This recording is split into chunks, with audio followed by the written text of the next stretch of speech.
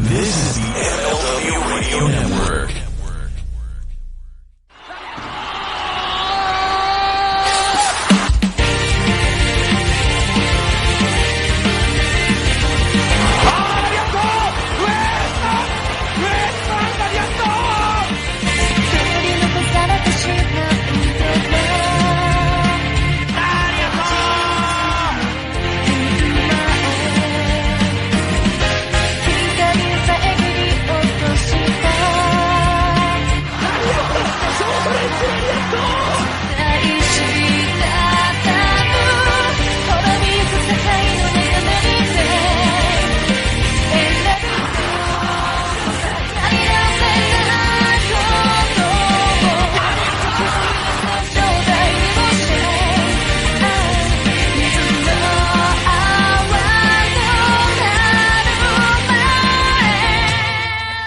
Welcome to a new episode of the Eastern Lariat podcast, your show for news, notes, reviews, and opinions on the world of Japanese pro wrestling here on the MLW Radio Network, as well as on CageMatch.net. It's G1 season, Dylan. I'm your host, STRIGGA. Hi.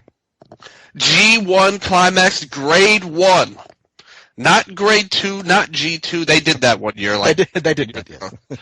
yeah, but that's something nobody remembers. I'm sure outside of us and maybe a handful of blessed listeners to this show. But G1, big season, big shows, big things to talk about. Every match of the tournament counts towards your final score in this tournament.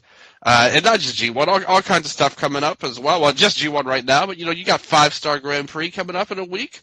I just recorded a show with Sandra yesterday, previewing every single match of the tournament. Every single match, yes. You love saying that, don't you?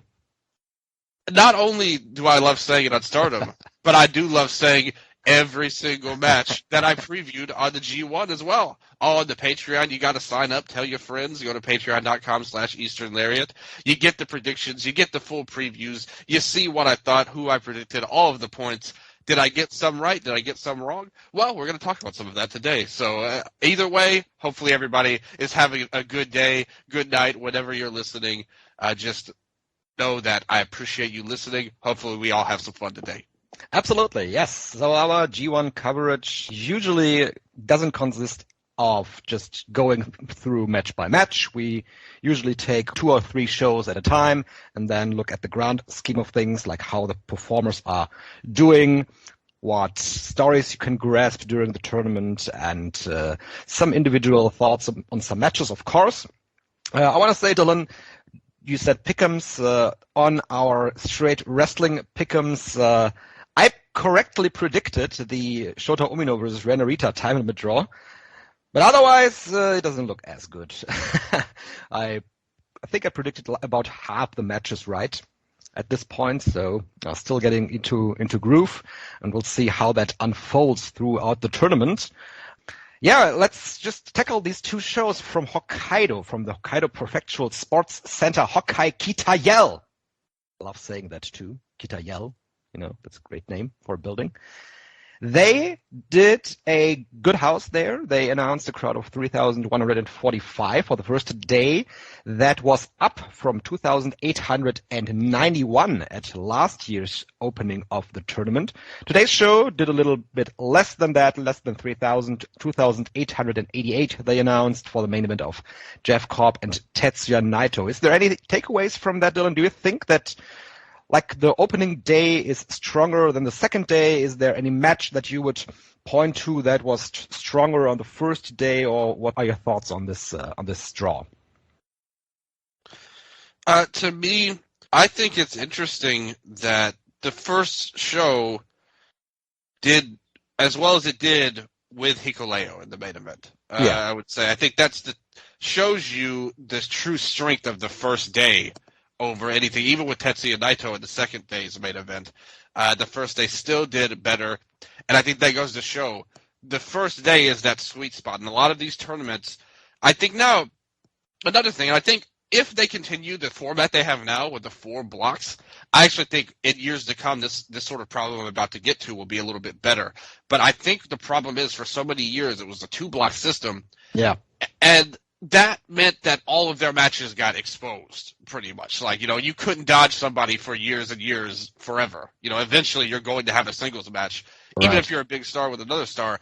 And those matches got watered down a little bit. I mean, we've seen, your Naito's and Tanahashi's a million times, pretty much, to where it doesn't mean as much as it once did. But I think now what that's caused with a lot of fans is they will scout. Like, the fans are smart to the tournament and wise to which shows are really important and which one has the best vibe to it. And I think you'll see, no doubt the last few shows. And again, hopefully that it can lead to big things, because now the last show for each block is 4 different shows. Like, the last 4 shows of the tournament are all big heading into that. So I think if things work out and play out in years to come, you'll see things be more interesting. You'll see matches more protected. But for right now, I think the fans are wise to the big shows. So the first night, that shows you that was a nothing main event, but the fans still showed out for it more than even a Naito and Cobb, which is a match between their most popular star and a premium foreign talent. And they not only had that, they also had Zack Sabre Jr. versus Tanahashi on that show, as well as Eddie Kingston's first performance. So, yeah, it's kind of surprising, to be quite honest, that this show did so much less than the first show. But that's how it goes. All of those matches, too, Japanese versus foreigner. You could say Evil and Tonga, another foreigner talent type of deal. Yep. Finlay and Ishii. A lot of that show was based off of foreigner versus Japanese talent, and it didn't really... like I said, I really think if they had switched the shows, I think the first day would have done better. If they had switched the cards over Raw. I don't really read too much into it other than that, more than anything. I'm not going to proclaim Hikuleo as some big draw in Japan now. Yeah, no, probably not. No. From these 2 shows, Dylan, what were your top matches? Well, first of all, I think, to me, the second show was a lot better. The first one. Absolutely. Night 1, they may have had more fans for it, but I think that unfortunately it really wasn't the hot start. And that's crazy, right? Because they gave these 2 shows out for free, and you'd really expect them to get the team together and say, okay, we have to get a great show today to impress all the viewers, maybe first-time viewers of the G1 Climax, that might stick with the tournament.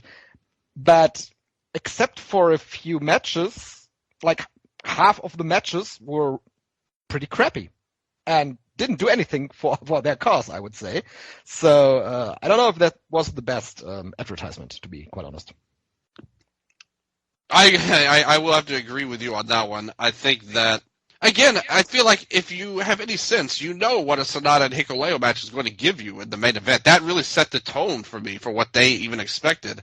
And unfortunately, it felt like a lot of the matches followed suit, even the ones that had potential, and had upside. I mean, right away, Yoshihashi and Phantasmo, a fine match, but did not, electrify anyone. I don't think a fine opening type of match, but not. And you would think that they would have a better one in them.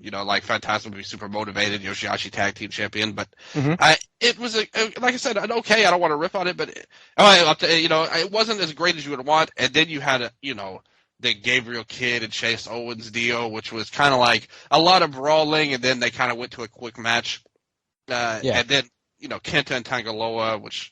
By that point of the show, we had seen all the tropes of the tournament, and after that we got a time limit draw. So except for a double count on and double DQ and stuff like that, we've seen a ref bump, we've seen chairs used, we've seen belts used, we've had a crowd brawl, and Kenta brought all of his shticks out. So everything that you can do in their G1 Climax was done in the first 3 matches of the show, and this is not a positive.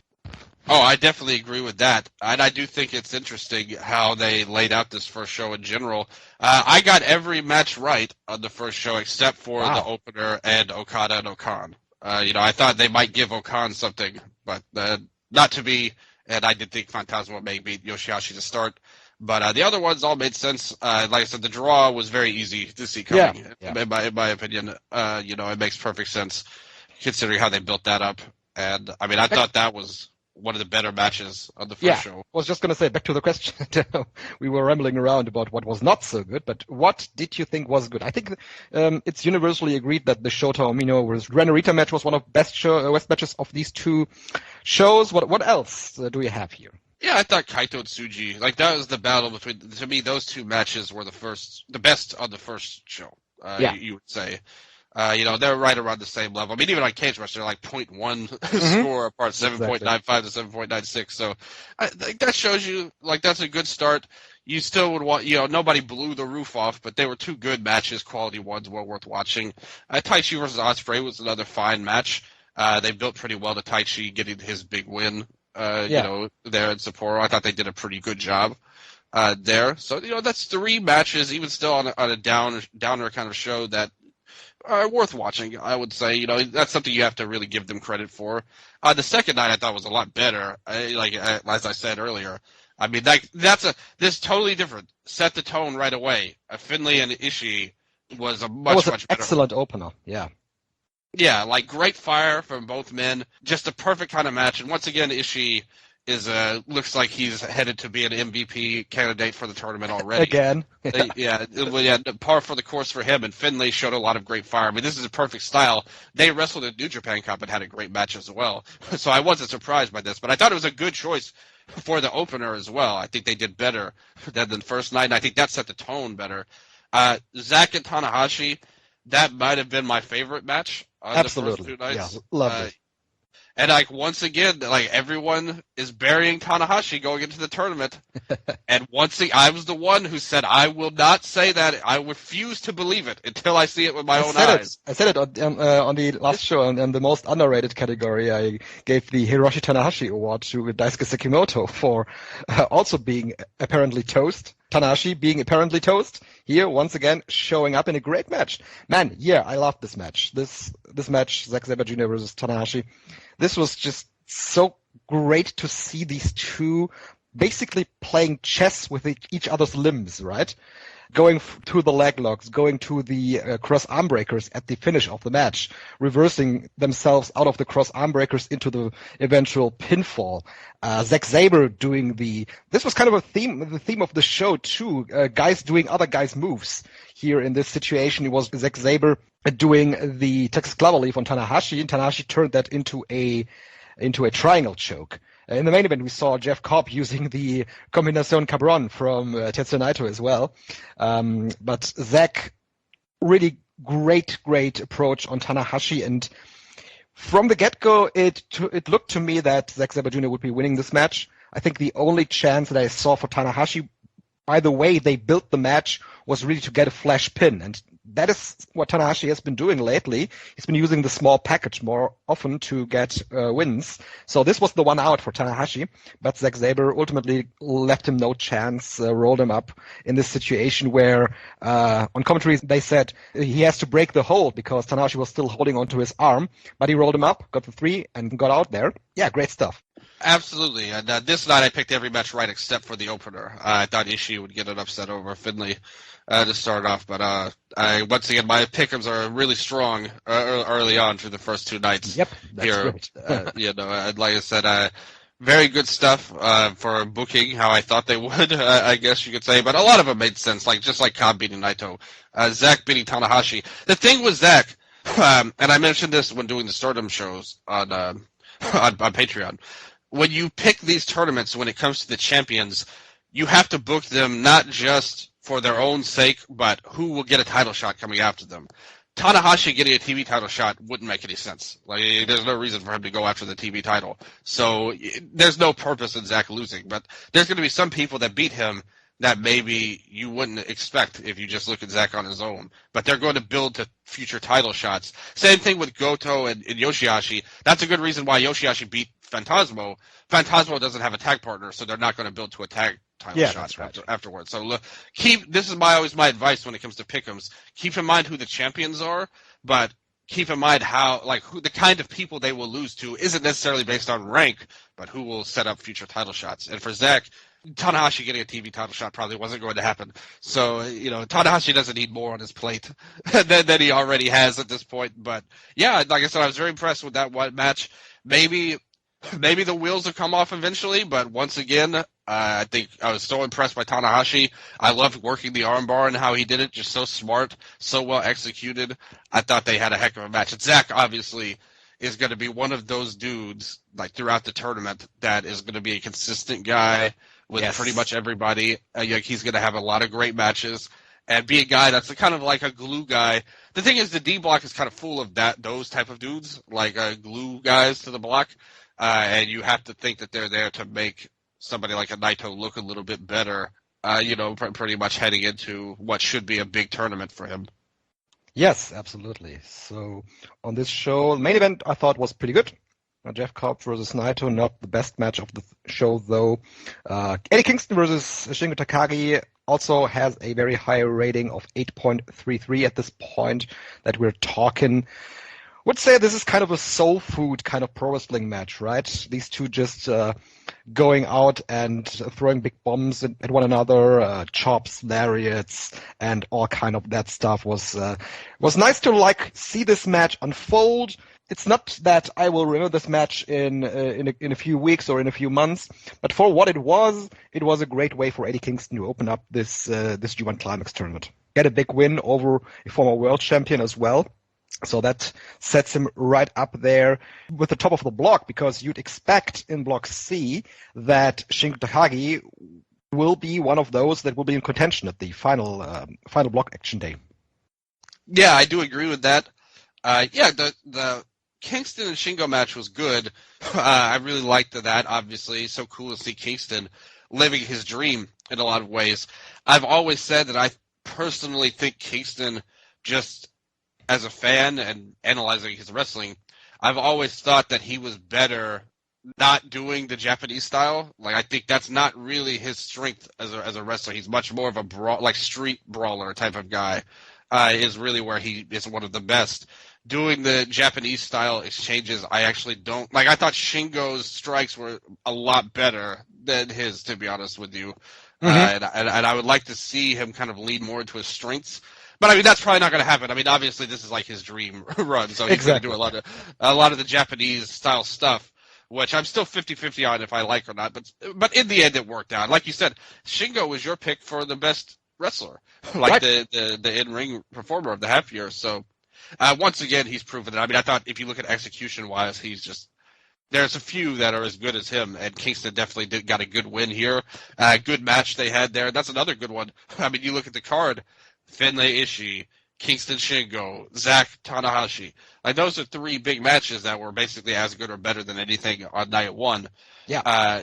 Going in there. And the main event was better than the first night's main event, but the Cobb Naito match, I agree with you, wasn't as good as those other big matches going in. But I did think that they were smart here with how they booked things. The Yano and Goto match, for example, they had Yano debut a new gimmick with this mascot character that he came out with, which was like, the thing is, Yano is so old hat at this point. He basically has like very few defenders left. It used to be people tried to defend him, but at this point, it's so one note that nobody really is into him. But now he's got this new mascot to help make him seem a little bit more interesting. Well, we'll see what other mascots in other regions he'll bring out there to the ring. I want to pick up that point as well, because that's one of your core points every year when you look at the bottom half of these blocks that we have, or here in person with Toru Yano. Ultimately, this is a tournament that sets up the number one contender for the Tokyo Dome, for the world title match in the Tokyo Dome. And can you imagine, like, Toru Yano and his mascot going into the main event of the Tokyo Dome? Of course you can't.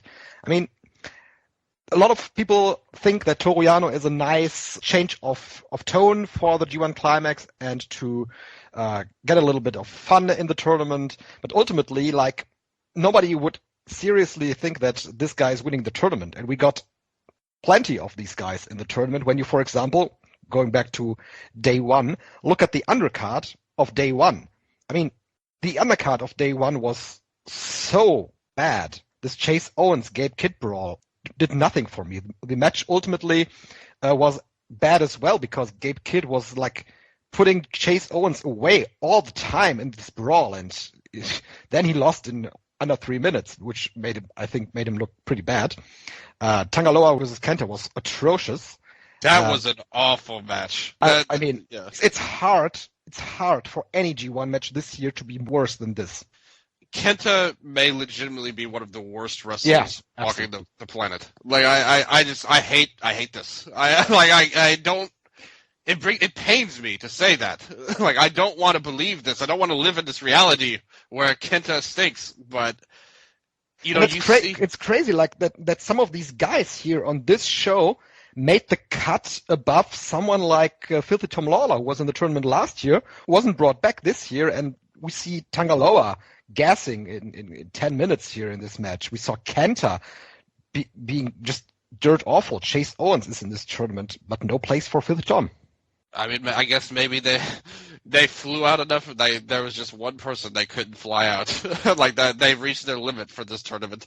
Fly from America here, but yeah, he would have been better than some of these other guys you just mentioned. I mean, like I said, Kenta in particular. Like, there's nobody worse than him on the roster, and it's a terrible, terrible fate that one of the greatest wrestlers of our generation has been reduced to this. Like, and it's and it's ultimately just sad. Yeah, and ultimately, this also is a match that has two guys in it in the tournament that are looking in storyline to become the number one contender for the world title. I mean, SANADA versus Tangaloa as the main event of the Tokyo Dome. Can you imagine? Oh, that would be brilliant. I mean, the thing is, I'm not going to rip Loa too much because he was in there with Kenta. And maybe he'll have better matches. Yeah. When was the last time he wrestled? Even it feels like he's been gone forever. Yeah, he was out for a long time. Let's see. Last match he had was in May of last year. Wow, and that's the thing is his purpose. Much like I said about the champions, but he also took the challengers. He is going to beat Yoshihashi in a future match and set up a tag match for the Guerrillas of Destiny. Like that's basically his own purpose. I mean, even his brother. Obviously. I mean, I thought the Evil match was obviously an Evil match. It went but it wasn't as bad as prior Evil matches. I mean, even during commentary, they brought up this atrocious. I'm using this word a lot in this show, but it was atrocious. This atrocious match in the in Kurikan Hall a couple of years ago between these two, where Show flipped the lights out. That's one of the memorable, terrible Evil matches for sure. They built a match around the Togo and Jado going at it. So, in contrast to prior Evil performances, this wasn't as bad, I would say. It was a nothing match. It was pretty boring, to be quite honest, but not offensively bad. Yeah, they could have accomplished this in like 5 minutes, and it went almost. So there's that. The key is to have Dick Togo wrestle. I think instead of Evil, and maybe we'll get something good. There's also a point that Amy made on Twitter yesterday. How are these matches so long? Like, why is this match 18 minutes long? Why is, like, for example, on day one, what did we have? Okada versus Great Okan went 15. Kenta Tangaloa went 12, almost 13 minutes. Taichi and Ospreay, 18 minutes. Like, they implemented this new time limit draw, but that doesn't necessarily mean we have to go close the time limit in 2/3 of the matches. We've seen that with the TV title a lot, when they had the 15-minute time limit draw. That's been there. That apparently means something to them. But obviously, Dragon Gate has a tournament right now, this King of Gate tournament, and in that one, there's a 15-minute time limit. There as well. The Stardom tournament also has a 15-minute time limit as well. So they kind of keep things in that format. And the G1, it's nice that they put the time limit in, I will say, or like they shortened it, because usually it's a 30-minute, and now they just shortened it to a 20. But yeah, while this is funny in some ways, it also brings up a great point of, for example, like take Okada, right? Usually, in the first 10 to 12 minutes in an Okada match, nothing ever happens. And now we got this 20-minute time limit, and now Okada has to start working within the first 10 minutes of the match to get all his stuff in and get the finish done by the point that the time limit runs out. So these wrestlers are used to a formula in some cases. For example, like mainly Okada in these main event situations that always go above 20, sometimes close to 40. Tetsuya Naito as well. He now has to do his match within the time limit of 20 because in other situations, his usual matches in the G1 are like 27 minutes long. And this brings up the question why these matches in other circumstances can't be like these. Why do we have to have a 36-minute main event? I've heard the argument that fans in Japan want a main event that goes long and feel ripped off if they don't get their long-ass main event. I get that. I can see that argument. But if you have like more matches that fill their time well, that to me is much more valuable than a match that is basically nothing for the first 10 to 12 minutes. You know, it's interesting because for years that wasn't really true. Like a lot of the main events in New Japan were a lot shorter than their contemporaries from All Japan. Mm-hmm. If you go back and look at their title reigns back then, not to say there was never any long matches, but like it was commonplace to have matches, like title matches that were 15 minutes and stuff like that. So I do think that's an interesting thing to say. I don't know how true it is, but at this point they've conditioned the fans for that as well. So you're talking about stuff that's over a decade long since Okada came in. So I guess that's possible now, I would say. But I still think you could. There's no reason you can't recondition them to something new and better.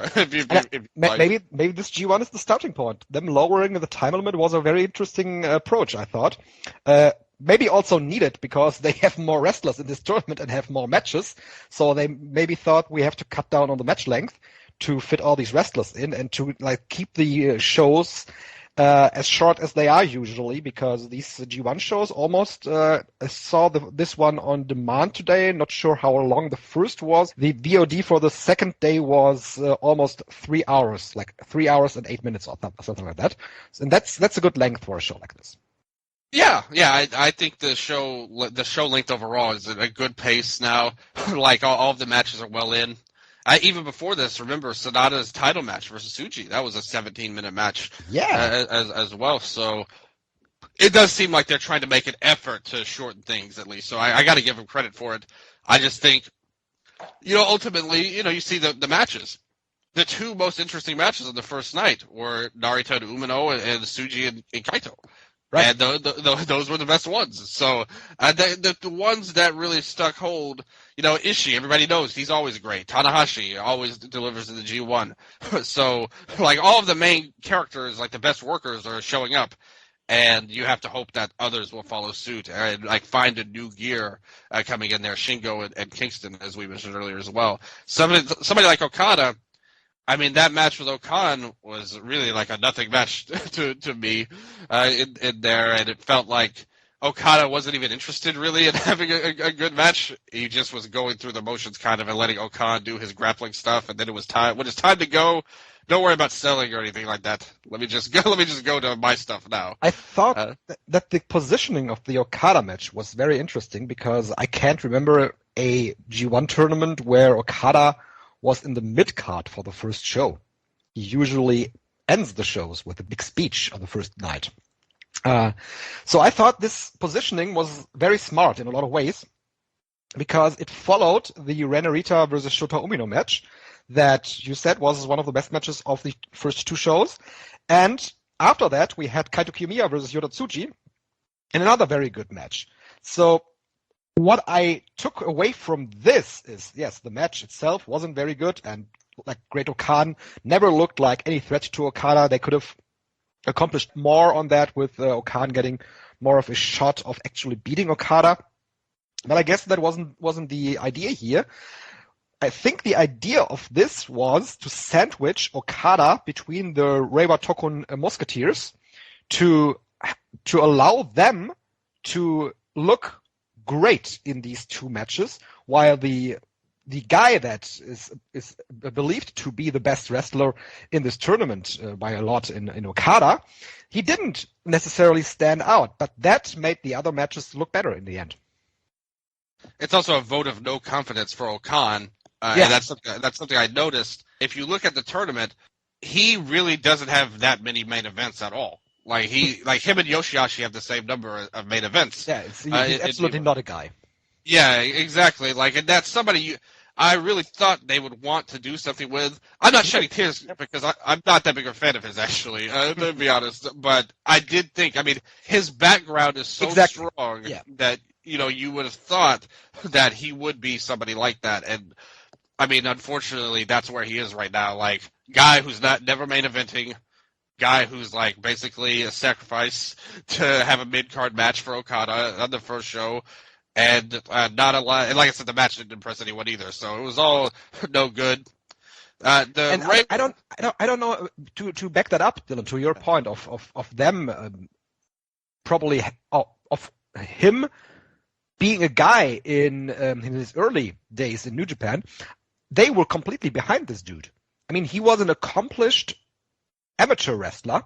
He was an accomplished sambo fighter as well, and he also did some MMA fights in the Gun Ryojima promotion before going onto his excursion. So this guy had a legitimate background, and this at this point in time when New Japan was searching for their next guy was something they were going for. And this guy, while he already was a little old when entering pro wrestling, this guy seemed like their project to make him work.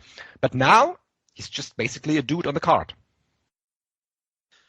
Yeah, and I think he's another one, a victim of the gimmicks that you would have here. Yeah, the gimmicks. Like, this isn't a main event act. Like, Great Okan, there's no way around it, ultimately. And he's always felt like a step behind as a young lion, like some other people in his class, like in the ring. But still, I mean, this guy was going to Olympic tryouts wearing the New Japan logo on his singlet, like for amateur-style wrestling. So you would have figured they loved him. But, yeah, it just hasn't paid off yet. And like you said, ultimately, he's just a guy, on the card. And I think that's how we should probably look at him going forward, unless there is a change of some sort. And he's already getting surpassed by the other guys that are coming up here. Yeah. The winner of the Fashion Climax, by the way, Yura Tsuji. Great suit he was wearing. Loved it. Yota, let's look at the Yota and Kaito match first. What did you think of this? It was really good. I think that Kaito, he needed a match to kind of establish him to the G1 crowd. I think it's good where, this was a very good opponent for him, I would say, where Tsuji has a great aura to him. He has he's clearly taken a lot from Katsuhiko Nakajima, with his mannerisms, his facial expressions and things like that. He has that kind of similar vibe of a guy that he's playing with his food almost, in a lot of ways. Yeah. He has that really on lock overall, and Kaito's the best kind of opponent for him because he's a great underdog, babyface type of guy, and I thought that really worked out as well. And the storyline made sense. These two were trash talking a lot heading into the tournament. Tsuji's clearly, of the three Musketeers, he's the one that they see the most in, clearly. Because if you look at the tournament, he's the one that they're giving all of this talking time to, all of this interview time. They built this whole deal around him. He was at Noah shows, was sitting front row to confront Kaito Kiyomiya. They built this up. This is really unprecedented, I would say.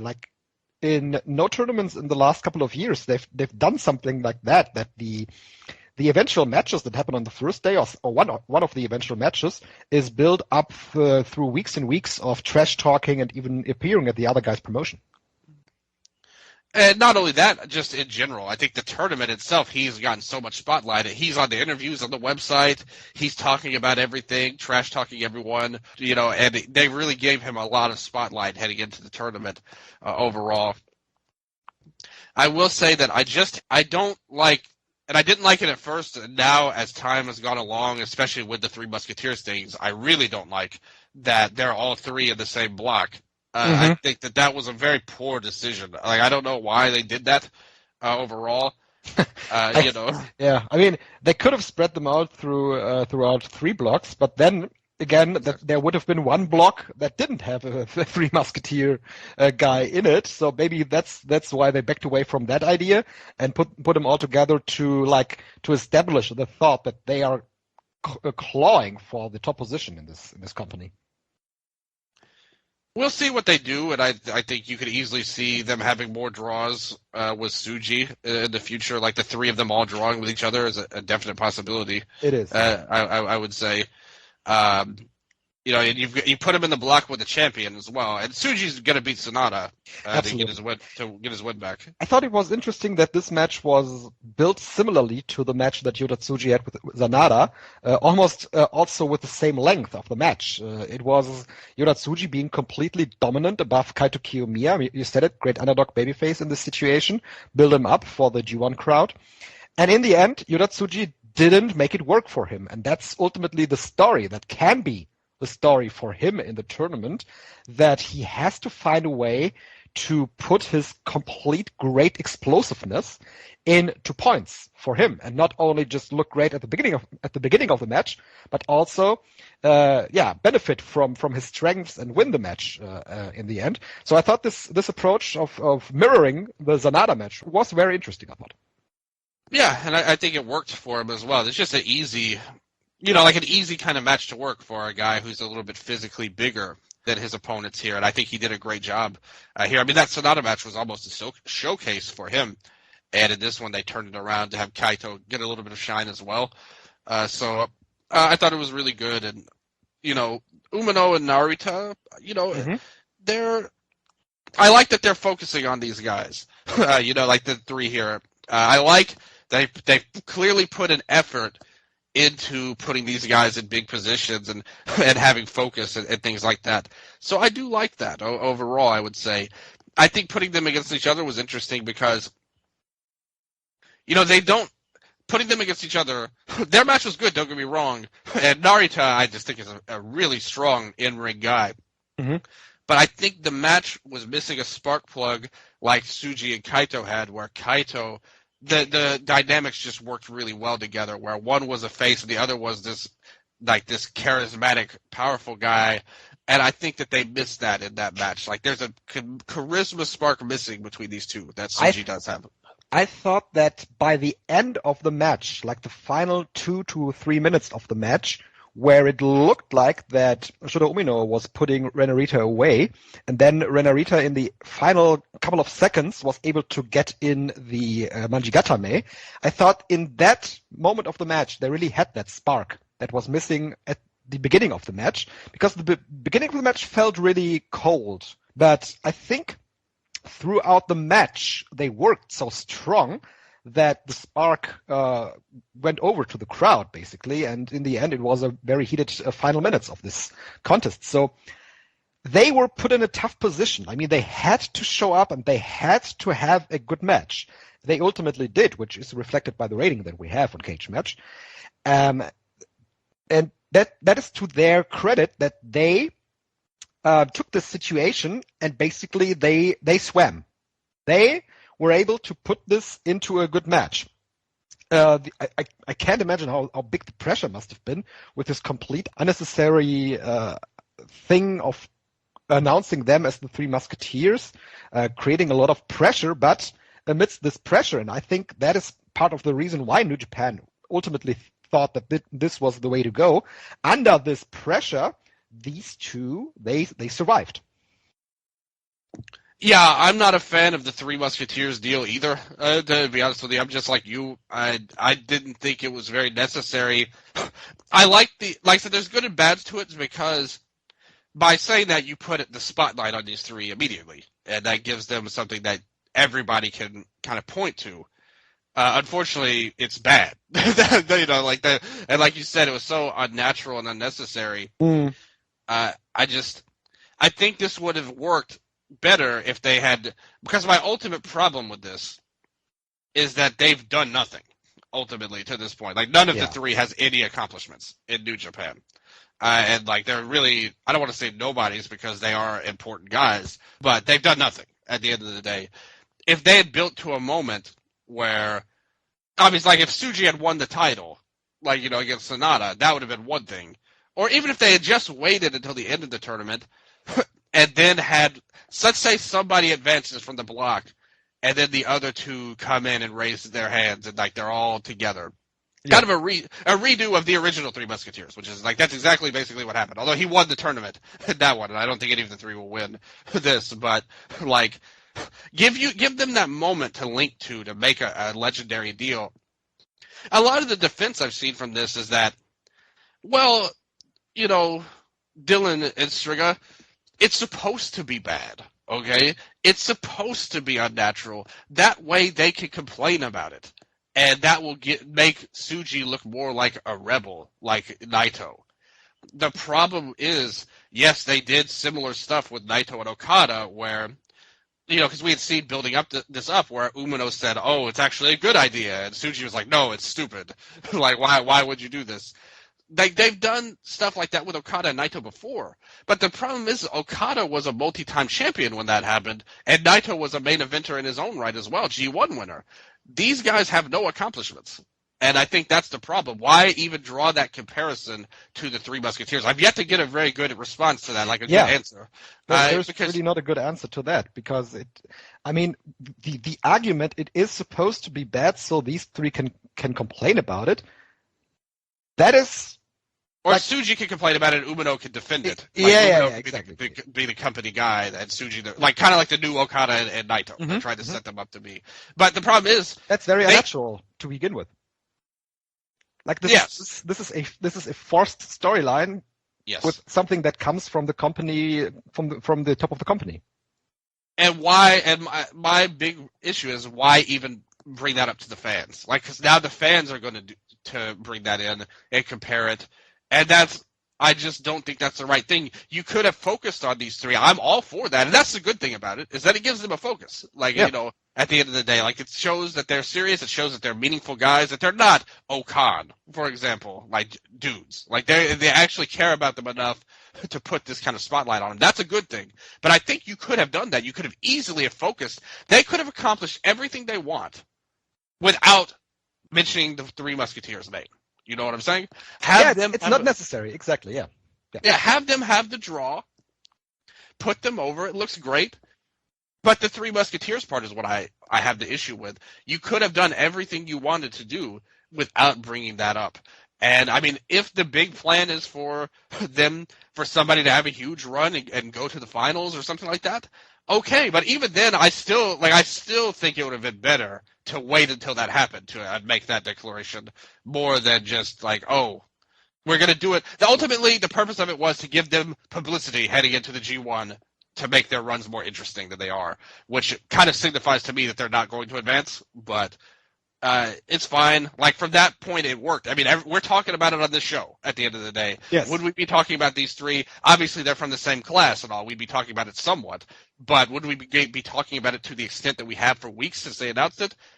Well, it worked, ultimately. So I don't like it, and I still think they could have accomplished a lot without it, and it would have been better if they'd waited. But they got what they wanted out of it as well. So I think there's two sides to it. That is a very healthy take on that, to be quite honest. Yes. Let's look at the Taichi and Ospreay match because this match has the highest rating. You mentioned it was all the matches are very close. That are the top matches. 7.95 for Narita. Oh, I wanted to talk about Narita a bit. Forgot that. We should always talk more about him. Exactly. Let's look a little bit at Shota Umino and Ren Narita. I thought that Shota Umino, in his approach to the match, looked much more polished than he did in matches prior to that. He had a lot of rope-based offense that really looked very good. In one situation, he kind of botched a DDT a bit, where he came off the he came he came from the apron over the top and kind of got hung in the top rope. But other than that, I thought his offense looked very smooth in a lot of situations, which is interesting that he still is using goes to use the Death Rider as his finishing move, which got exposed here because Renarita kicked out of it. So maybe he'll have to go and search for a different move that gives him victories in this tournament. So Shota, he has a good look. He wrestled well in this match, so he'll be fine in this tournament. Renarita, Dylan, on the other side. Renarita is a very good in-ring performer. But in contrast to the other guys, to Shota Umino and to Yota Tsuji, he clearly lacks the look. I think Renarita should really invest some work into like getting his body a bit more in shape. I'm not shaming this guy for his body, but in comparison to Shota and to Tsuji, he clearly has the least of a star look, if you know what I mean. If you put these three together and you put Renarita besides Umino and Tsuji, you can clearly see that the others have put more work in. So, like in a lot of situations, he kind of looks like the little brother of what Katsuhiro Shibata used to be in New Japan, if you know what I mean. Yeah, I mean, I've been saying that since he came back, pretty much. Yeah. I really wish that he would get away from all of that and change to make... You don't have to completely change, because, I mean, everything you said, would you say the same about Shibata? Because it's basically the exact same. Like, you know, look, everything about him is the exact same. Yes, but Shibata's look is more polished than Narita's look is. How so? He has his body at first. He has a clear shape of his body. In contrast to Narita's body, I think he could just easily change a bit if he put on some more muscles, for example. Yeah. Okay. So that's what Shibata has going for him. I would also like look at the hair. Shibata. That was my first take when he came back. Yeah. Go back to our show when he had the match for Shibata at the Dome last year, and I said that exact thing. That's an easy thing for him to change, right, to make him stand out. Like, get some color in the hair, make it to where it's not all black, you know, black tights, black pants, because all of those criticisms could have been levied, because, yeah, Shibata is a little better than Narita, but on the other hand, compare Shibata to Tanahashi's look. And Nakamura at the time, his contemporaries, and you could have made that same argument back then. So now you have to look at Narita in comparison, not to Tanahashi and Nakamura, but to Umino and Tsuji. And I agree with you completely, honestly. I think what you're saying is totally true. I wouldn't say that he needs to go into the direction that Shota Umino and Yota Tsuji are, because that would come unnatural for him, I would say. But just get a more polished version of this look that he has. Yeah, and exactly. I didn't think he needed to change everything, but I just wanted enough to give him something uniquely him and get away from the Shibata stuff. Like I said, maybe change the hair, put a stripe on your tights, add a little color to there. You don't have to go crazy or anything, or even just go to a different look entirely. Go to the long pants and kind of do a little bit there. Artificially give yourself more visually interesting aspects to yourself. Exactly. Because, you know, at the end of the day, like you said, he is never going to beat Tsuji. No matter how much muscle he puts on, he will never beat Tsuji in terms of look. Tsuji's just much bigger than him at the end of the day. So you in terms of body. So you have to be more visually interesting with your attire and how you carry yourself. That is how he can catch up. But I agree with you. I've always said that I think that he needs to get away from the Shibata stuff. And like you said, maybe putting on a little bit of muscle wouldn't hurt. To say at least, I mean, he's small for a heavyweight, for sure. And I think a lot of people, you know, when they were all young lions, a lot of people maybe thought he may be a junior heavyweight when he came in. I'm glad that he is a heavyweight guy, but clearly it's something that's held him back a little bit, I would say. So that would be my thing. I agree with you ultimately. Like, everything you said is ultimately true, and that's where he'll fall behind the other two in terms of the look. I think the in-ring, he's the best of the three, but I mean, Tsuji carries himself so well. Yeah. Like it's going to be tough, to get by him when he's getting all this interview time. He's getting in the LIJ bump. He's getting the Naito bump. You know, having Naito there is automatically going to make you more over, you know, pretty much being around him. And he's bigger. He carries himself better. He has more charisma. I mean, when he debuted right away, you could see that this guy has it. Like, he has what it takes to be a top star. You could see it as soon as he walked out at Dantaku. Just the look he gave. He's got it in the face. He's got it in the body. That's something I think the other two could really learn something from. Just how they emote, I think they could do a lot better. Both of them, Narita and Umino now with this. Umino, to me, he's clearly the one that's the least good of the three, I would say, in general. He's the one that everybody talked about that really didn't have what it takes. I like what they did, though, again, to kind of give some positive spin to that Three Musketeers thing.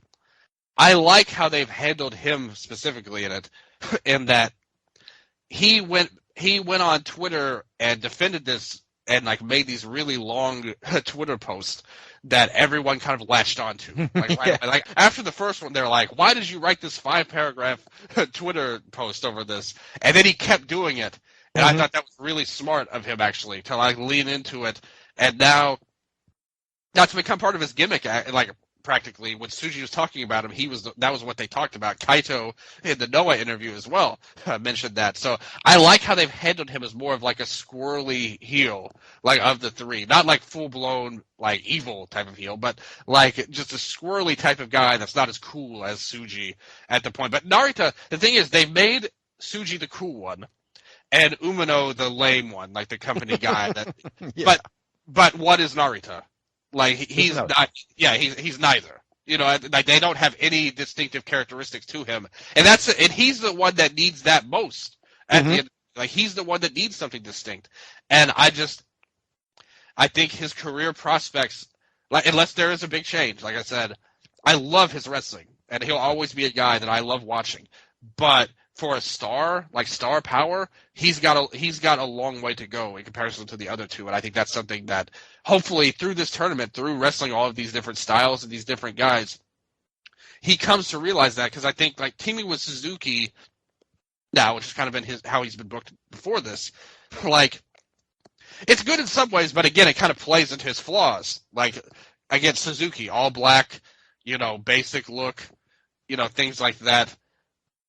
Narita needs to add something different to make himself stand out. Yeah, agreed with that. So then let's go to the match that I was going to go to earlier. The Taichi versus Will Ospreay match has, by a short margin, the highest rating of the first night, 7.99. To be honest, I had trouble getting into this match for the most part of it, which was due to the fact that Will Ospreay is still like selling the match from Forbidden Door to a degree, I think. And the idea that he has is that he's apparently like selling concussion syndromes. And I am not a big fan of that. They made it wasn't even about the Forbidden Door match. They made a point after Taichi, he hit this kick and that suddenly threw him off. Like they made this big point after the head. The problem is the kick was so weak that nobody could believe it was like any kind of concussion. Like it barely grazed him, and they were talking about it like it was this devastating thing. And he sold it like this crazy kick that it hit, and it wasn't that good at all. And how are you selling concussion syndromes? In my opinion, it looked really awful what Ospreay did.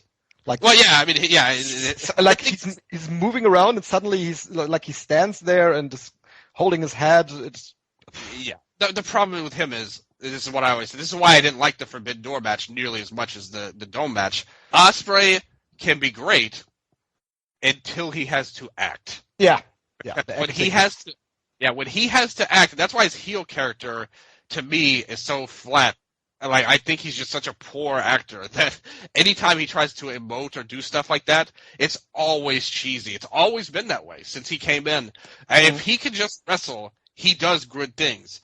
It's when you try to bring the psychological aspects and the emoting, he's really, really struggled with, and he continues to. And this match was another example of that. Yeah, and that's what ultimately led me to not enjoy this match as much as I could have enjoyed it, because going back to February, they had a very strong match without any of this acting.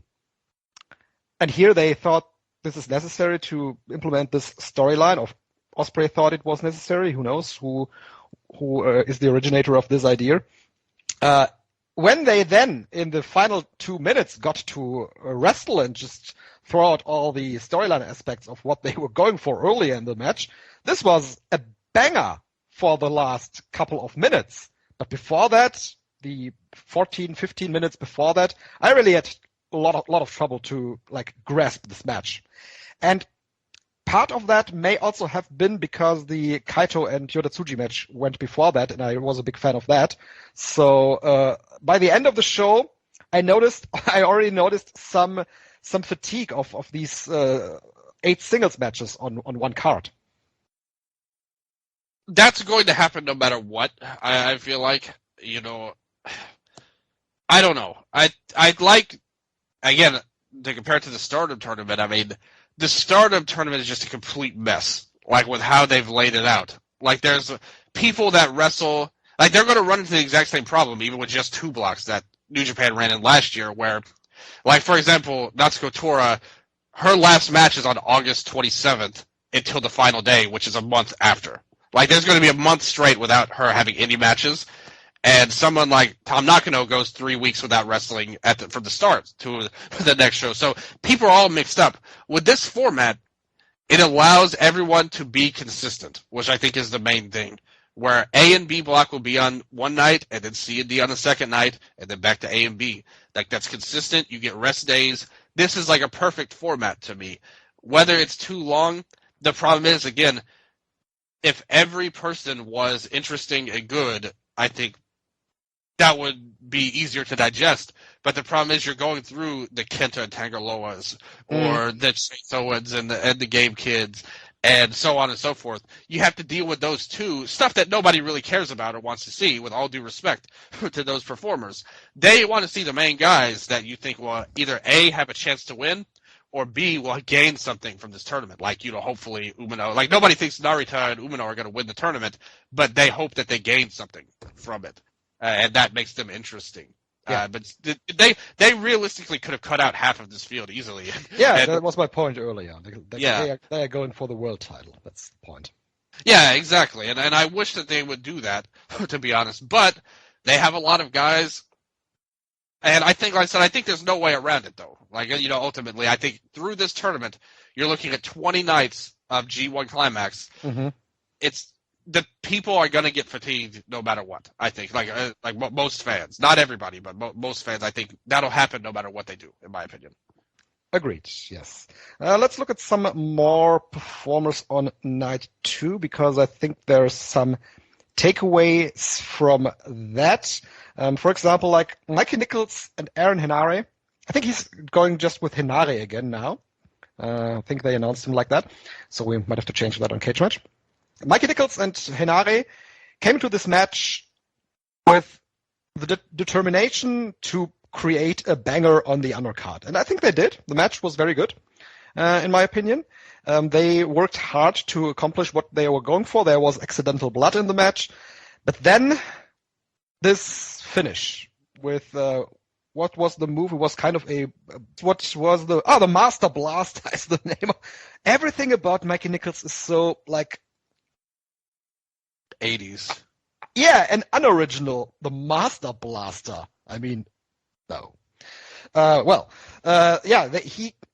and Henare kind of were on the wrong, were on 2 different pages, I think, with the finish, because Henare landed flat on his back, landed right on his head. There, it looked really bad, and could easily lead to him missing a couple of matches, because that really looked awful. Well, don't worry, he won't be using that finisher in many more matches after this. So, no more. But yeah, Blaster. Oh. The Master Blaster.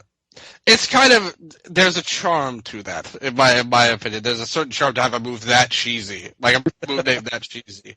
In contrast to the completely cool Streets of Rage name for Henare finisher. So lots of 90s, or early 90s, or late 80s references here. This was this overachieved, in my opinion. Like I said, they didn't just change his name.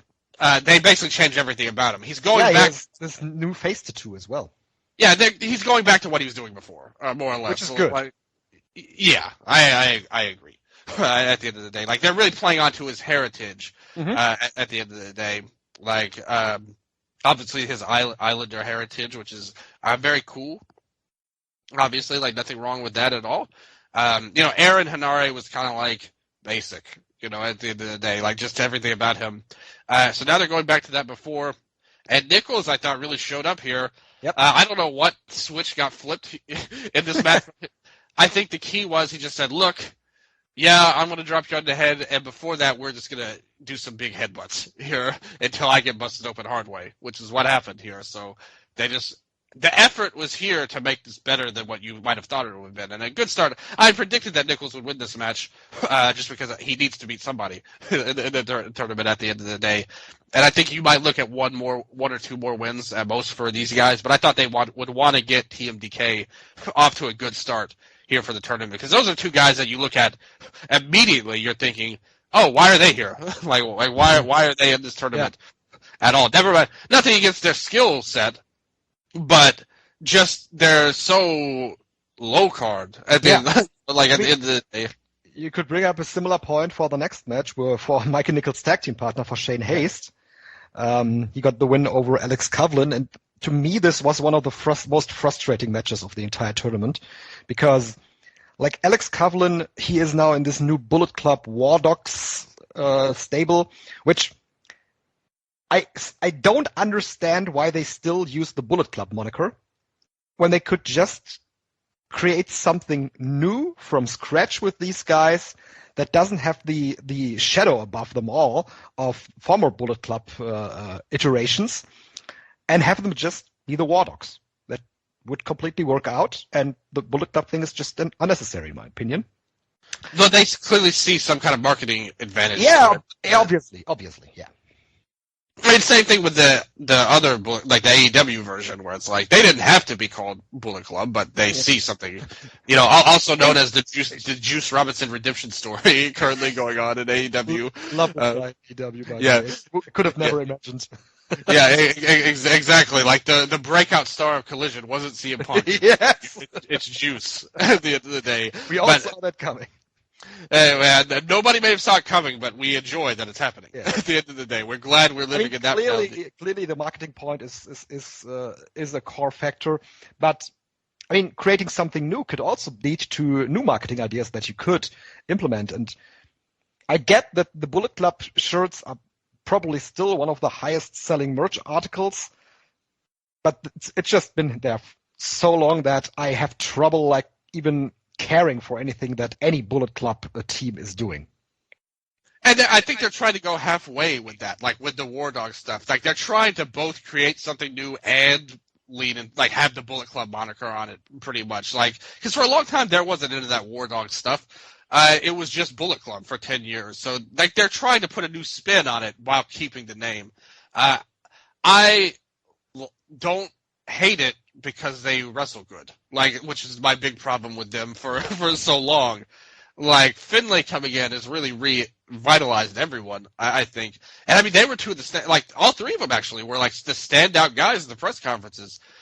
Finlay, Kidd, and Coughlin all cut great promos, and like were there really settling themselves in to be dudes in the tournament, even though I don't think they will be outside of Finlay. But still, like, the promo was good, the aura is good, the gimmick is good.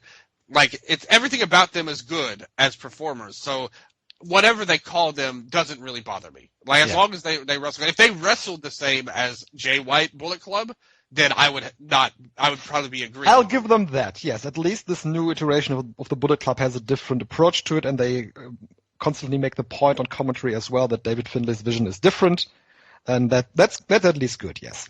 But what I was going to talk about here was that Alex Kovlin basically had this match won, and then for whatever reason, he brought his title and a chair into the ring, and they had one of the worst ref bumps that I've seen in a long time, because the ref didn't even got touched by the wrestlers. He just fell and just was out. And then Kovlin got dropped on the chairs, and that was the finish, because it was so bad and so corny in this situation, because the match was clearly going into a direction that ultimately saw Alex Kovlin as the winner. And to be honest, I think that made him look incredibly stupid and incredibly dumb in the end. Yeah, it sucked at the end of the day. And the thing is, maybe this sort of thing, maybe it could have worked if you were facing an over babyface type of deal. And that is not Shane Haste at the end of the day right now in New Japan. Again, I'm a fan of his. I circled him as somebody that to look out for, like maybe an underrated guy that if he has something, he'd show it. But to the New Japan audiences, they're not babyfaces in the first place, let alone over ones. So, like at the end of the day. So this sort of thing would never work. And it was just dumb. Like the way they did it was so stupid. And it was a really disappointing thing after Finley's great match versus Ishii earlier in the show to see them kind of resort to this dumb Americanized stuff, which I don't think is very good at the end of the day. You know, and that's not something I want to see.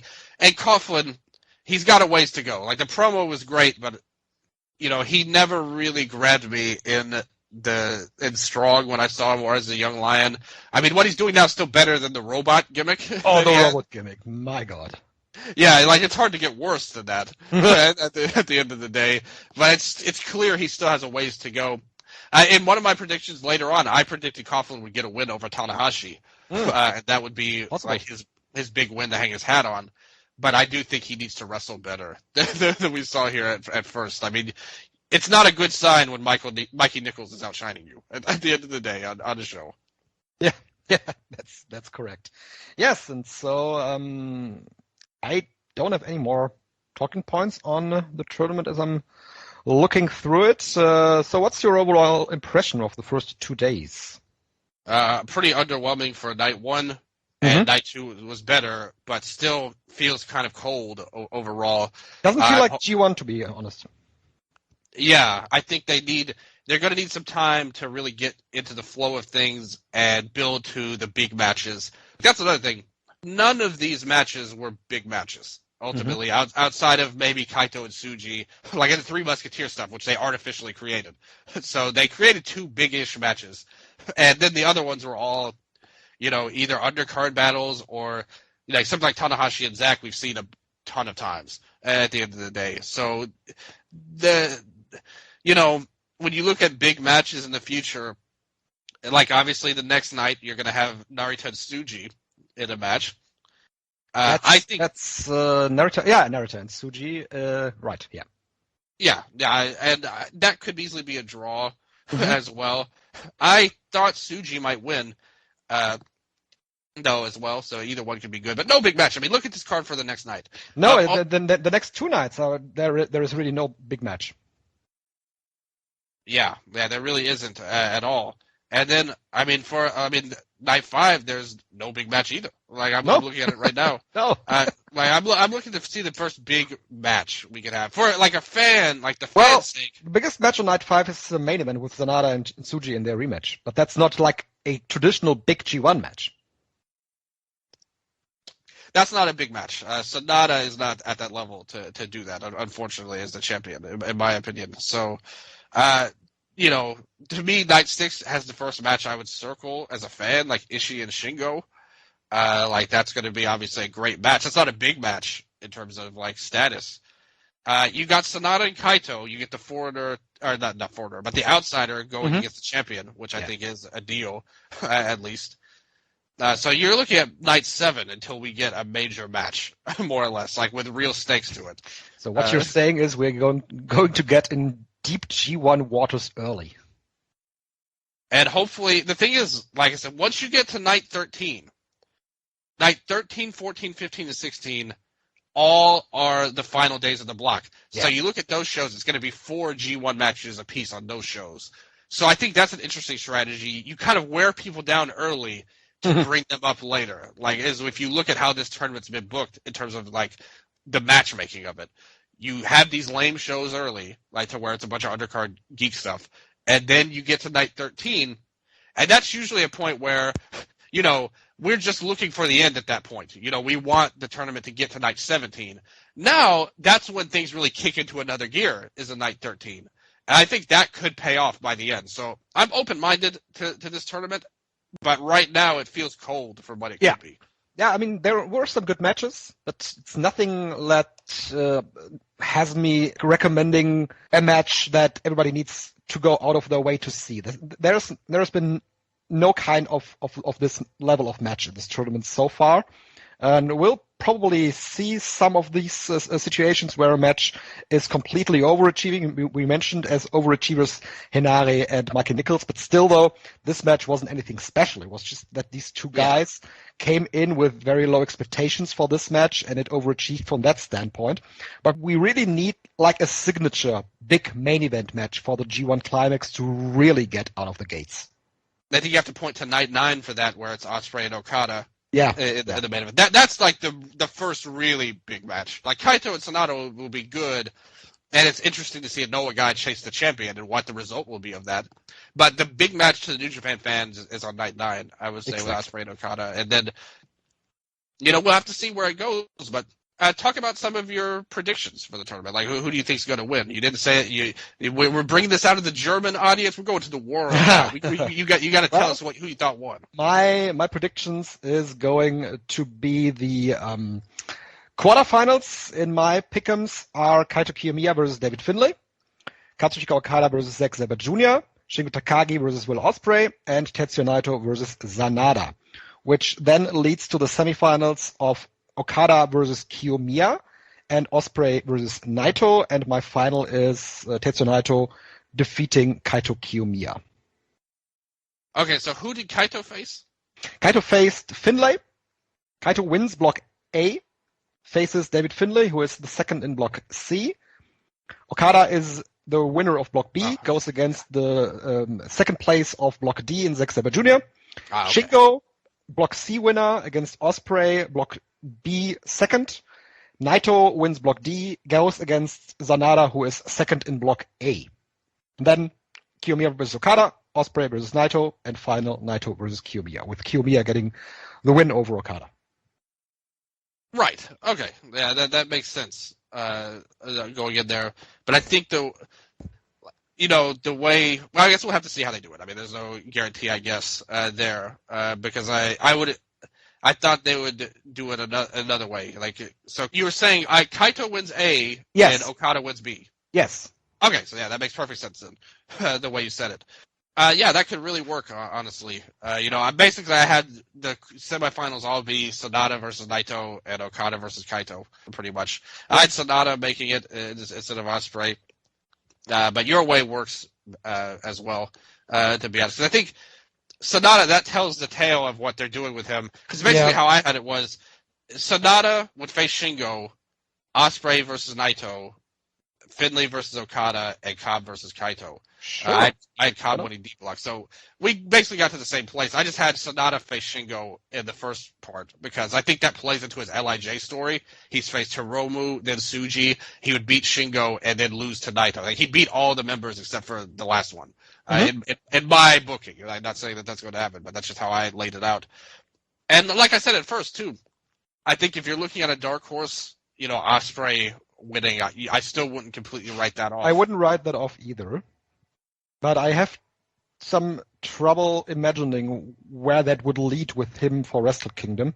Mega would come back and win the title at October. And that was that would be the solution of that, right? But I'm not very confident of that actually happening.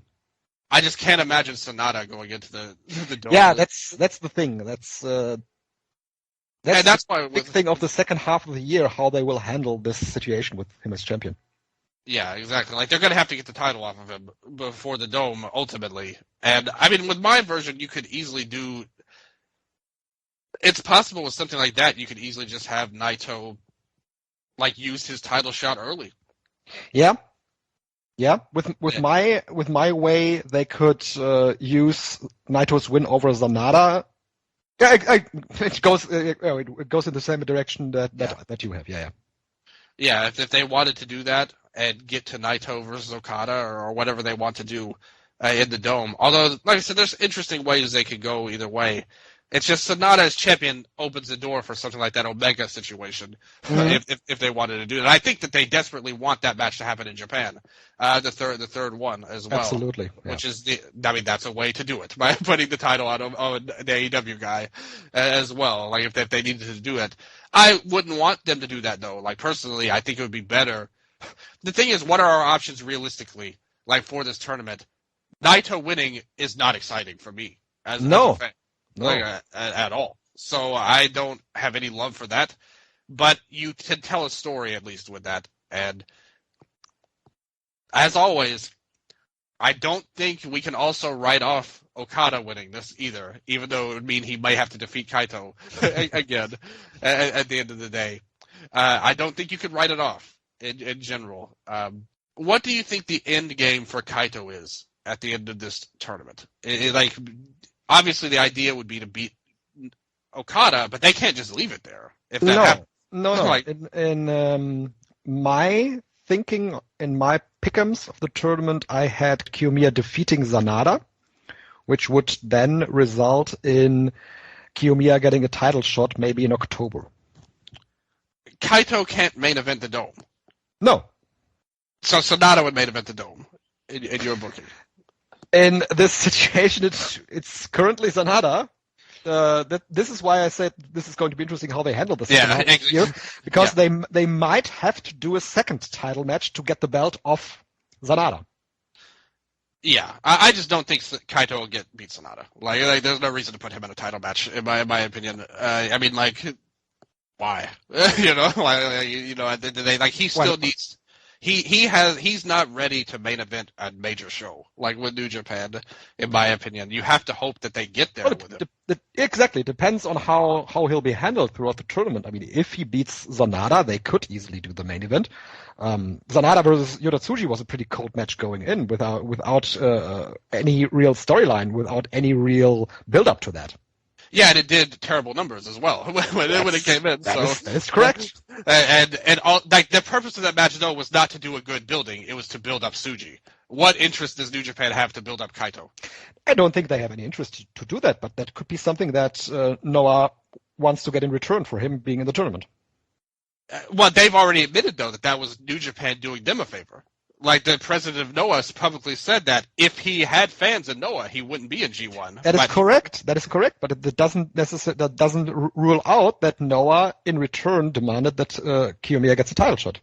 Yeah, but Noah can't make demands because they're doing them a favor. Like if anything, New Japan would need something back for this. But maybe they're using that.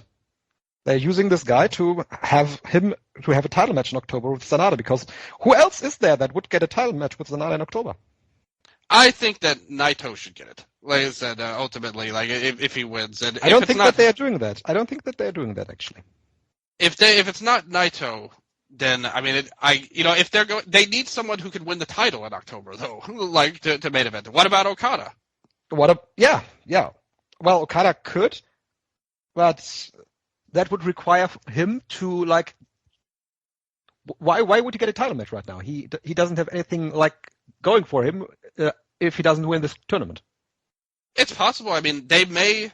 There's no rule. What if they may just do a storyline where Kaito doesn't advance, like as well. Like what if they put Tsuji over him then, and then it's Okada versus Sanada in the semifinals? Yeah, that could work out. I'll give you that. That, for example, like if you do Naito, he could easily say that this briefcase thing sucks. And he's not waiting, which is correct him, and he's not waiting until the Tokyo Dome and gets this title match in October. That could be possible.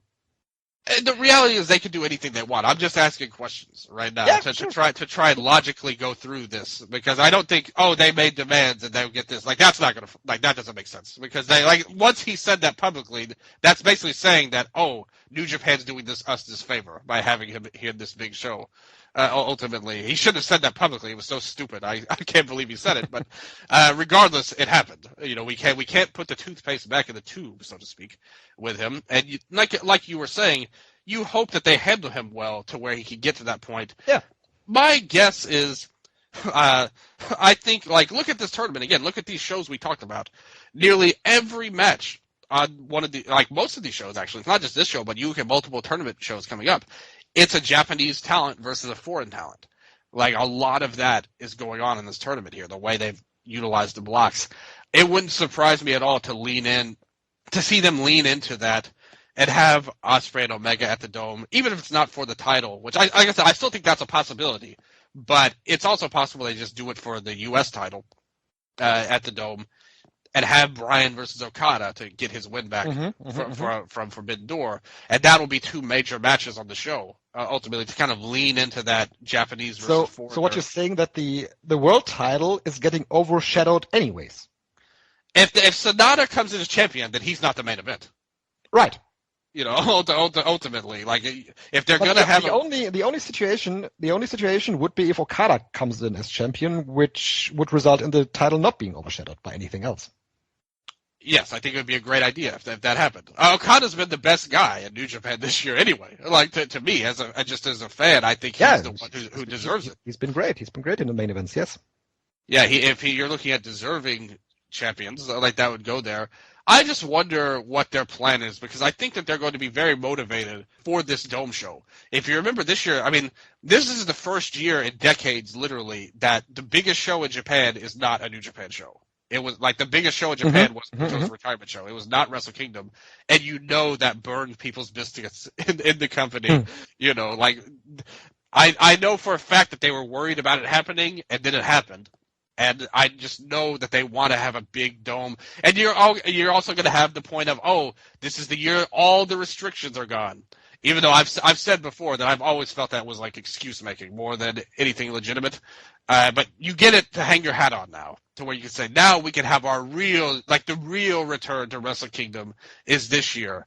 I think that they're going to portray this as like the biggest Wrestle Kingdom in a lot of years. Yeah.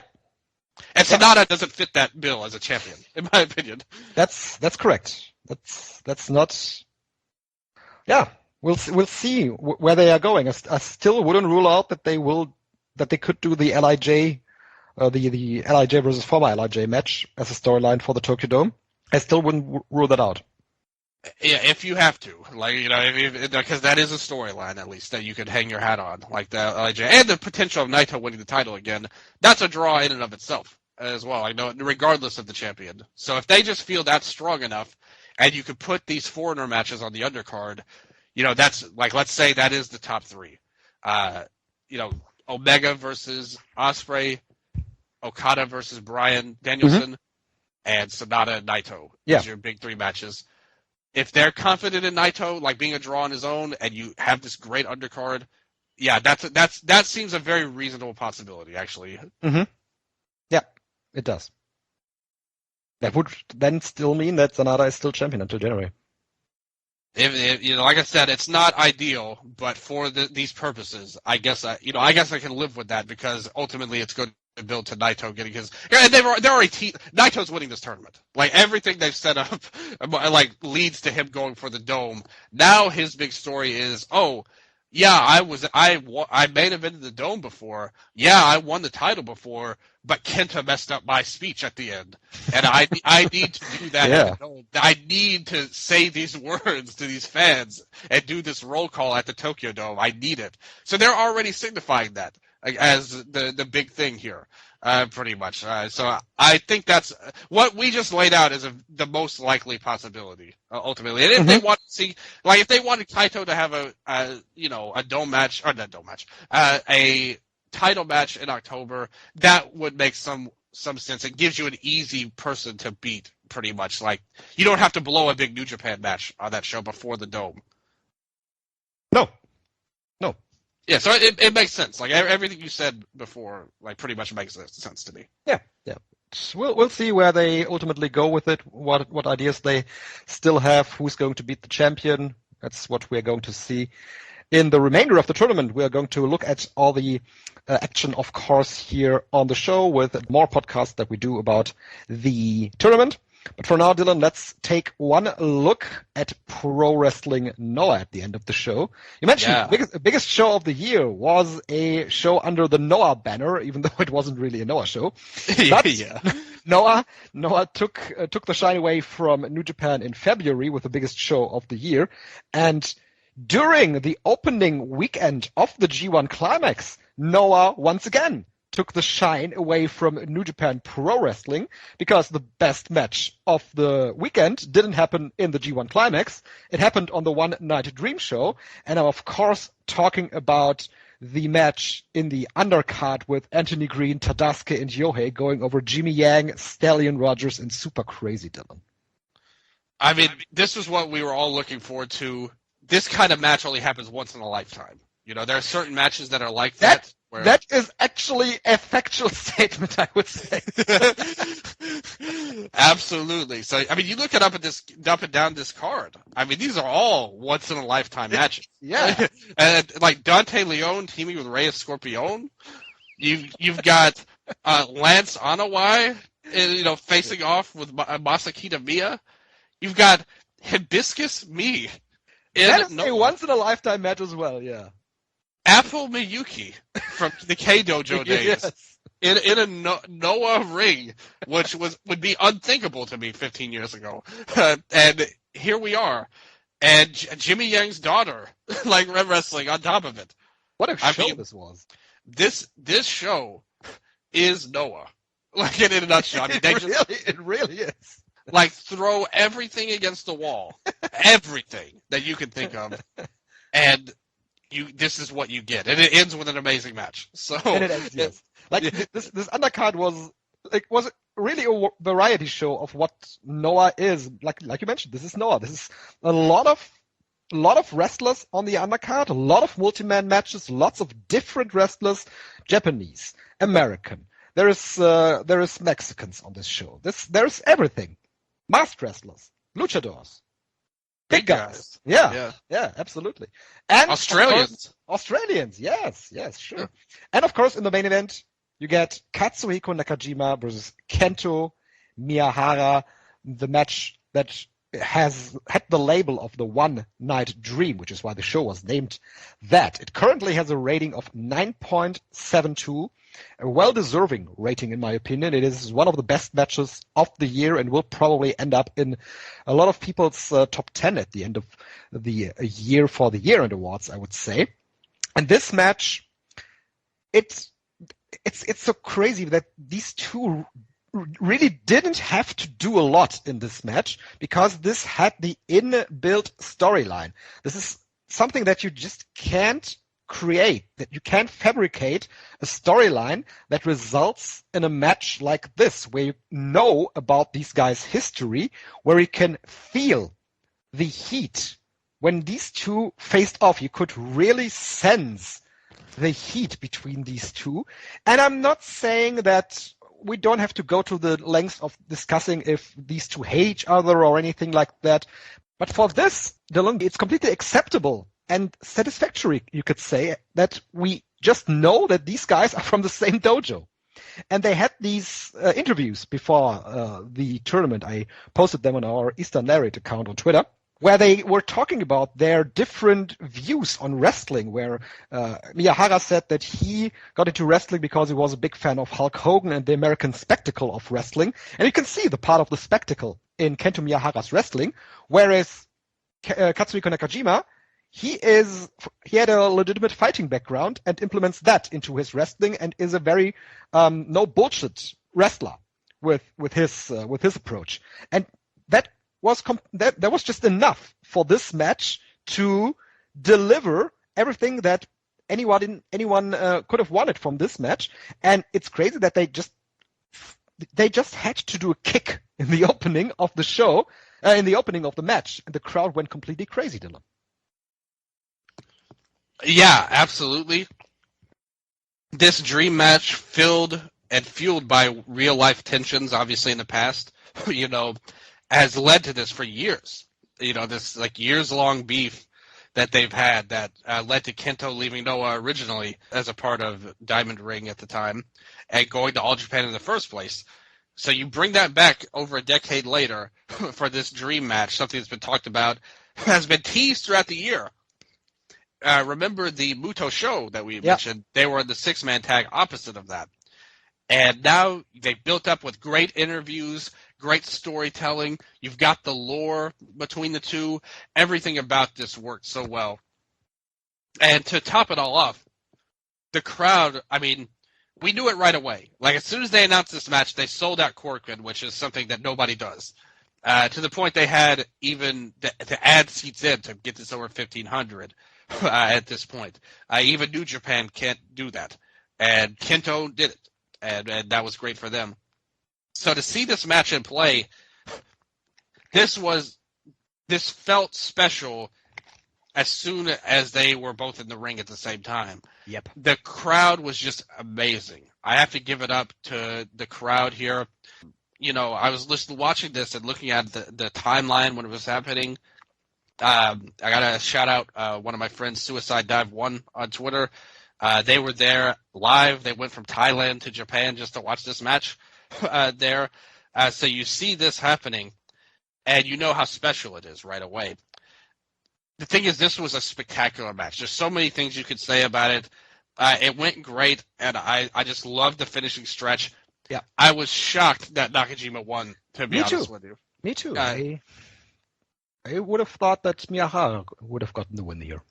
Well, that goes to tell you that this is not the end of the line with this feud, nor would it ever have been. They will do two more. At least.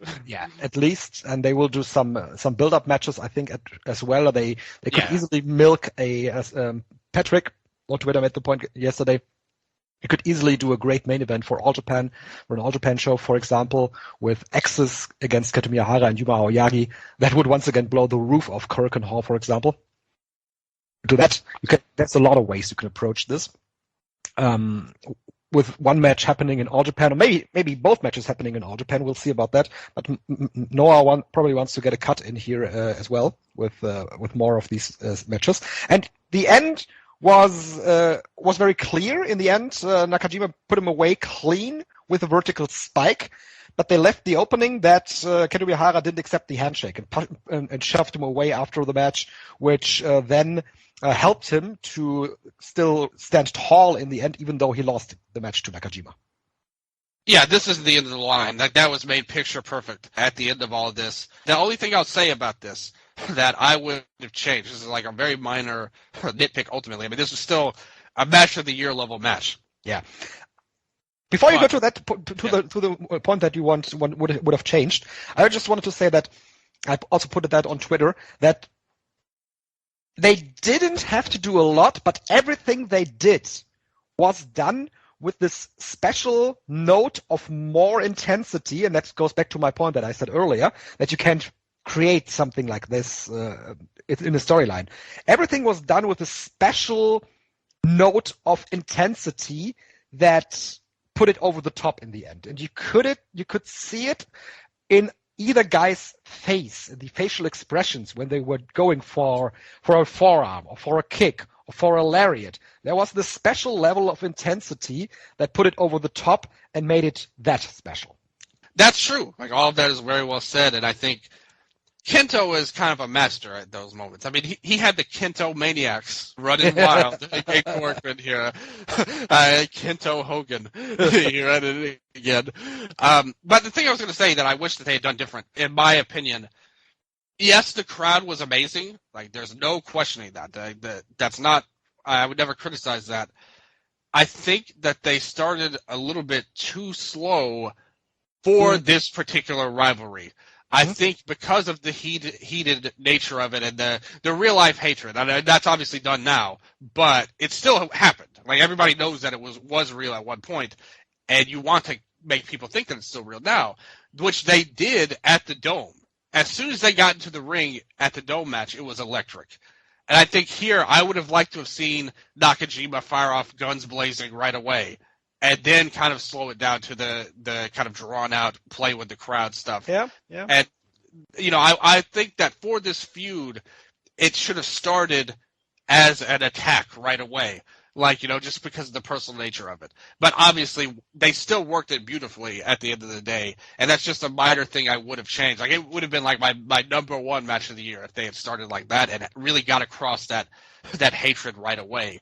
Because, you know, it's hard to really say, yeah, they hate each other when we're like looking at the crowd for a while and trying to draw things out so much and be in the moment and all of that stuff. I think they needed that extra little bit of heat at the start, and that would have been perfect. Yep. And they still have more.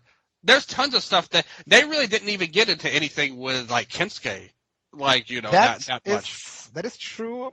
They had Masa Kitamiya on commentary, and that former dojo mate in right. Kensuke office. And Kensuke Sasaki not being in any conversation before the match doesn't make me really confident that he will be there for the remainder of this feud.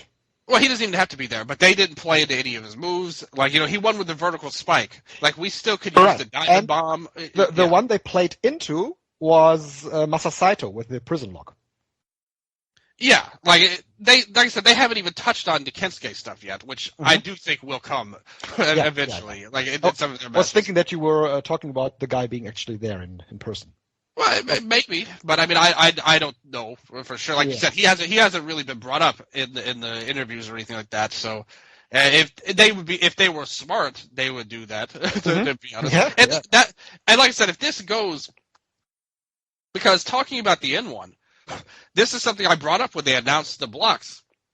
Dean was on the show and me and him were talking about it, and I brought up because everyone kind of predicted either Go or Keno would win the tournament. And I said a dark horse pick was Nakajima if they see, because this was such an overwhelming reaction to this match where they sold out Korakuen Hall.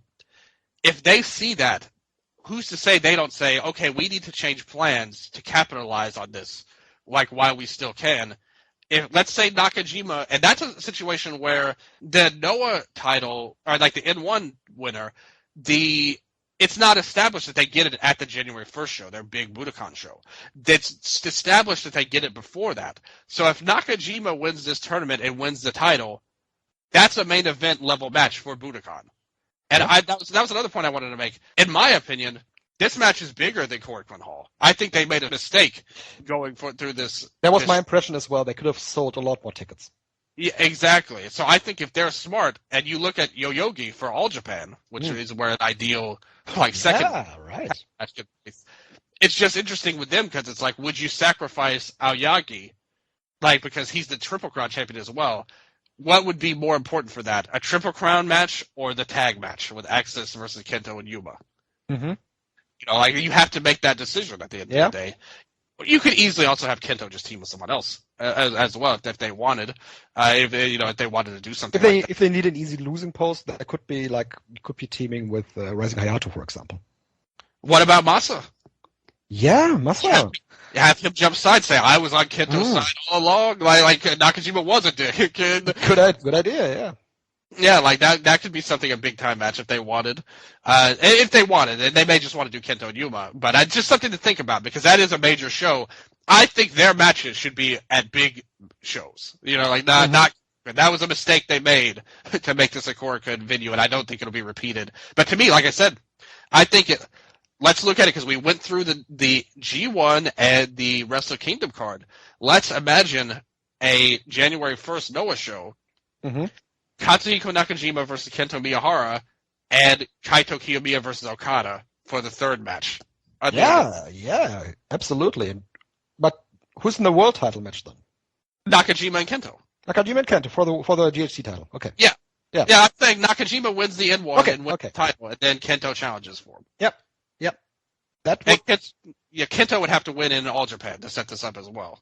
Right, and that would then legitimately be a great draw for Budokan. Exactly. I think Kento can do big business at Noah. And I think, again, if I'm running Noah, you're doing whatever it takes to get Kento on that show. Like, no matter what, he's proven to be a legitimate draw already. And you need guys. Like, you need people to do big things.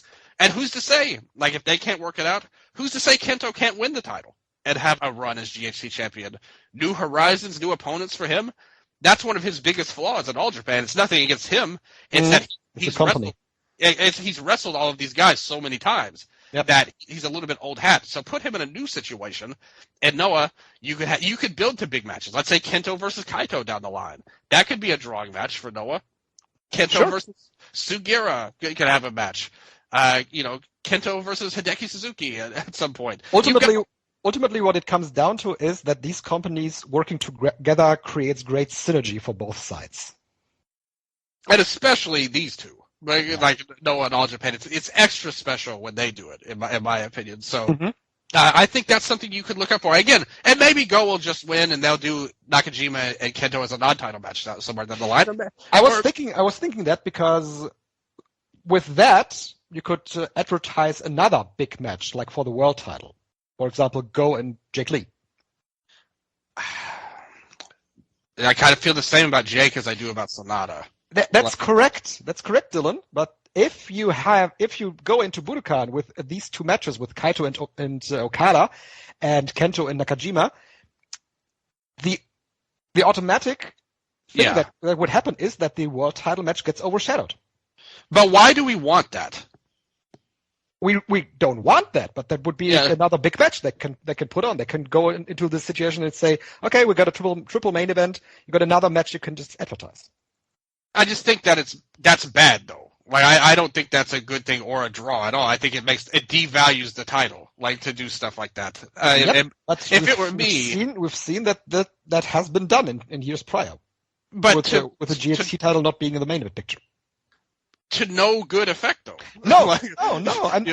I'm not saying that this makes sense, but I'm saying that this has been done, and this. I'm saying why wouldn't they have learned from these things? Well, it's wrestling. Well, that is a great point. Like to be honest, like that is absolutely true. I want to believe someone's paying attention to running these shows. In Noah and New Japan. Like I said, because we keep bringing that up. Yeah, you could have a weak title match if you have these strong undercard, but why don't we want the title to be the biggest deal? Like, isn't that what the point of the title in the first place is to be the biggest deal? It is. And we've seen in the past that it's failed pretty much every time that it's made the title look worse when that's happened. So look at the AEW title right now, even in America. That title is never the main focus of any of their storylines or feuds. Yeah, that's right. It's true in every company. Wrestling is still wrestling, no matter which company it is. So and like I said, I'm not saying you're wrong by saying that. I'm saying they're wrong if they think like that overall. So and the thing is, I like Jake as a champion, well enough. Like his in-ring stuff, I think he's grown. I thought the match with Sugiura last month was really strong, actually. Yeah. And he's a fine wrestler. I just don't see him as he's not on the same level of Okada and Kaito and Nakajima and Kento. No matter that match you said Jake and Go is not on the level of the other two clearly. And I think that's going to be a tough sell. And like I said, I'm not saying it won't happen. I'm just saying if it does, I would rather do what I said and just have Nakajima and Kento for the title. I think if I gave it one or the other, and maybe it'll all work out in the end anyway. Maybe this will all fall apart after the All Japan show. Kento will get his win back, and that'll be it. They just do one more match, Kento and Nakajima, and then maybe they'll do a tag match at the Budokan show or something of some sort. I mean, we don't know, because we're dealing with interpromotional politics. Yeah, and we've seen everything could easily fall apart with someone making a funny comment on Twitter or something like that. Exactly. What if look at what happened with the Cyber Fight Fest when you had that accidental knockout to Endo, and that. We don't have Cyber Fight Fest. No.